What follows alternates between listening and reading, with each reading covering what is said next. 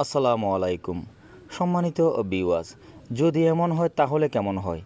এই বর্ষাতে চারিদিকে পানি তৈ তৈ করতেছে। এক জায়গার পুকুরের মাছ অন্য জায়গার মধ্যে কিন্তু চলে যেতেছে পানির স্রোতের কারণে।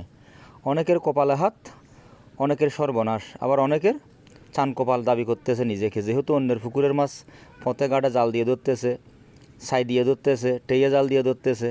সম্মানিত ভিউয়ার্স, এই টেইয়া জাল অনেকে হয়তো চিনেন না। আমরা ছোটোবেলার থেকে টেইয়া জাল বাইয়েছি, সেজন্য আমরা এটার সম্বন্ধে অভিজ্ঞতা রাখি। তো বিষয়টা যেটাই হোক না কেন সম্মানিত ভিউয়ার্স, দেশি কেঁকড়ার স্বাদে কিন্তু আলাদা।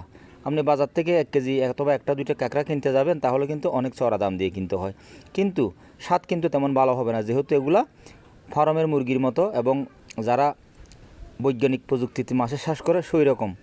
কিন্তু এই কাঁকড়াগুলো কিন্তু আল্লাহর কুদরতিভাবে হয়ে থাকে। তো সেই কারণে এগুলোর স্বাদে মানে অনন্য, যার কোনো তুলনা হয় না।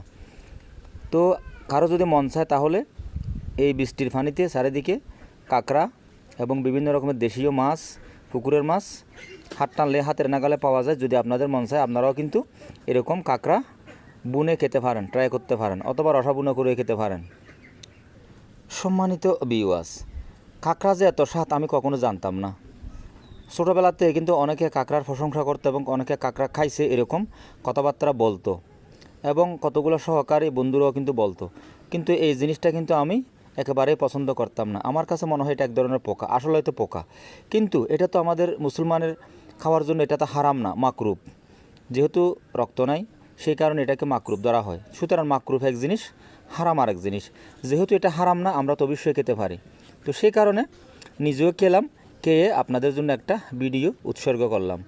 তো আর বেশি কথা বাড়াবো না। আপনাদের যদি মন চায় আপনারাও এরকম কাঁকড়া রসাবুনো করে খেতে পারেন এবং শুকনা তেলের উপর মশলা দিয়ে বাজি করে খেতে পারেন। যদি ভিডিওটা ভালো লাগে লাইক করবেন, কমেন্ট করবেন, শেয়ার করবেন।